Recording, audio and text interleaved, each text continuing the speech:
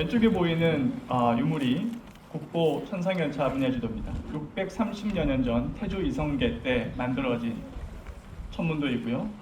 오른쪽에 보이는 거는 국보 천문도를 복각해서 숙종 때 만든 보물 천문도입니다. 개인적으로 우리나라를 대표하는 과학유산을 꼽으라고 한다면 저는 천상열차 분야지도를 얘기할 것 같습니다. 조선시대 땅을 그린 대표적인 지도,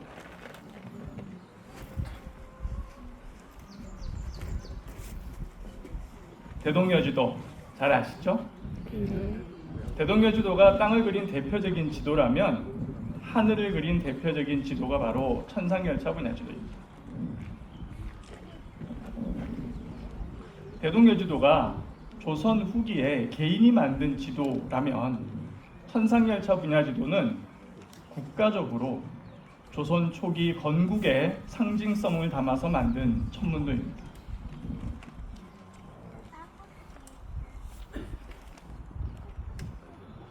먼저 천문도의 제목에 대해서 설명을 드리도록 하겠습니다. 천상열차 분야지도. 어렵죠. 하지만 이 글자에 천문도가 품고 있는 모든 내용이 들어가 있습니다. 보시겠습니다. 천상열차 분야지도는 하늘에 있는 천체의 모습인 천상을 12차 전통 별자리에 따라서 배치하였으며 그 별자리가 땅에 어디에 대응되는지까지 설명해 놓은 분야까지 포함하고 있는 그림이라는 뜻입니다. 바로 하늘과 땅의 모든 내용을 담고 있는 천문도라는 뜻입니다. 천문도의 아래에는 천문도가 만들어지게 된 유래, 그 다음에 제작 과정, 천문도를 제작한 사람, 천문도를 제작한 시기까지 자세하게 적혀 있습니다. 그래서 우리는 성도와 함께 이 아래 설명문을 통해서 천문도에 대한 많은 것을 알 수가 있습니다. 천문도의 유래에 대해서 살펴보면 이렇게 적고 있습니다. 천문도는 원래 평양성에 있던 것인데 전쟁 통해 강에 빠뜨려 잃어버렸다. 세월이 오래 지나 탁본을 바치는 사람이 있으니 나, 여기서 태조 이성계죠? 내가 이를 기쁘게 여겨 다시 돌에 새기고자 하노라 하는 말입니다.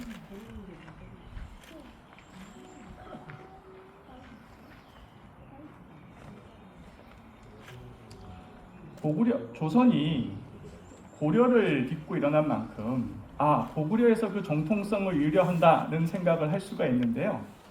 그 다음 내용이 더 흥미롭습니다. 관상감에서 아래길 이 천문도는 오래되었으니 별의 위치가 바뀌었습니다. 따라서 이를 수정해서 다시 새겨야 할 줄로 아랜다고 얘기를 합니다. 그러자 놀랍게도 태조 이성계는 그 말을 받아들여서 천문도를 수정해서 새기도록 합니다. 세차 운동입니다. 지구의 중심축이 26,000년을 주기로 회전합니다. 따라서 하늘의 중심이 바뀌게 되므로 별자리의 위치가 바뀌어 보이게 됩니다. 현대 천체 물리학적으로 계산을 하게 되면 우리가 이것을 정확히 알 수가 있는데요. 천상열차 분야지도의 별자리를 계산을 해보았더니 흥미로운 결과가 나옵니다.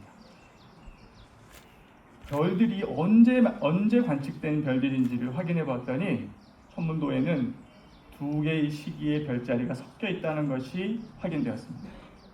가운데 있는 부분, 항상 우리가 밤하늘에 볼 수 있는 북쪽 하늘은 14세기 조선 초기의 밤하늘의 별을 그렸다는 것을 알 수가 있습니다.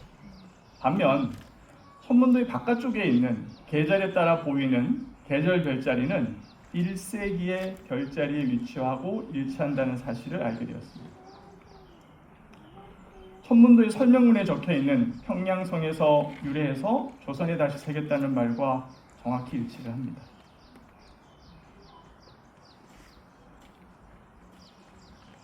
아마도 조선 초기 천문도를 만든 시기가 경복궁을 만드는 시기와 일치합니다. 조선 초기 경복궁을 세울 때 그 시기에 맞춰서 천문도를 만들어야 했을 텐데 시간이 부족한 관계로 모든 별들을 고치지 못하고 항상 볼 수 있는 북쪽의 밤하늘만 고쳐서 새긴 것으로 보입니다. 천문도에는 이렇게 역사적인 의미를 갖고 있는 반면에 또 하나 가지고 있는 중요한 특징이 있는데요. 바로 과학적인 특성입니다. 여러분 밤하늘 보시면 별이 밝기가 다 같은가요? 다른가요? 다르죠. 다 알고 계시죠? 네. 밤하늘의 별기가 다 다른데 우리 천문도는 그거를 크기로 반영을 하고 있습니다. 천상열차 분야지도의 1467개의 별들은 그 크기가 모두 다르게 새겨져 있고 연구 결과 그 크기는 바로 별의 밝기를 반영하고 있다는 것이 확인되었습니다. 아래 보이시는 북두칠성, 좀 더 확대해 보면 북두칠성 주변의 별들보다 북두칠성이 잘 보이는 걸 크게 그려져 있는 걸 알 수가 있습니다. 실제 밤하늘에서도 북두칠성을 잘 보실 수가 있으시지만 주변 별들은 보기가 어렵죠. 아래 붉은 원으로 칠한 두 개의 별이 우리나라 밤하늘에서 1년 동안 볼 수 있는 가장 밝은 별 두 개입니다. 시리우스와 노인성입니다. 이 두 개의 별이 실제로 천문도상에서는 가장 밝은 두 개의 별로 그려져 있습니다. 이 별들을 좀 더 자세히 보면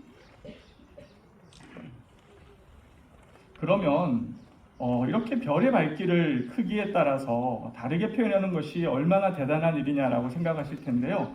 천문학자가 생각하기에는 이것은 천문도를 잘 그리는 것만큼이나 별의 크기를 정확히 그리는 것은 매우 어려운 일입니다. 짧은 시간에 할 수도 없을 뿐더러 오랜 시간의 천문 지식이 축적되어야만 가능한 것이 바로 별의 크기를 정확히 표현하는 것입니다. 비슷한 시기, 천상열차 분야지도가 만들어 비슷한 시기 중국에서 만든 석각 천문도가 있습니다. 수누 천문도인데요. 시기는 조금 앞서지만 중국의 수누 천문도는 보시다시피 별의 크기가 모두 똑같습니다. 이렇게 별의 크기를 밝기에 따라서 다르게 표현하는 것이 우리 전통 천문학의 별을 표현하는 대표적인 방법 중에 하나이기도 합니다.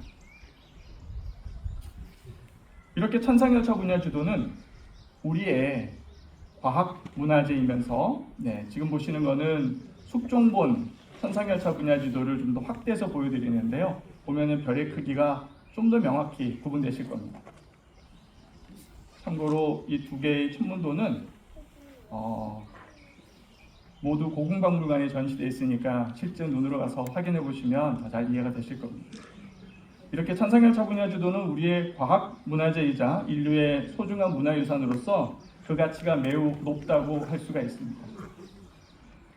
자, 천상열차 분야지도에 대한 제 첫 번째 설명은 여기서 마치도록 하고요. 이어서 다시 또 설명을 드리도록 하겠습니다. 감사합니다.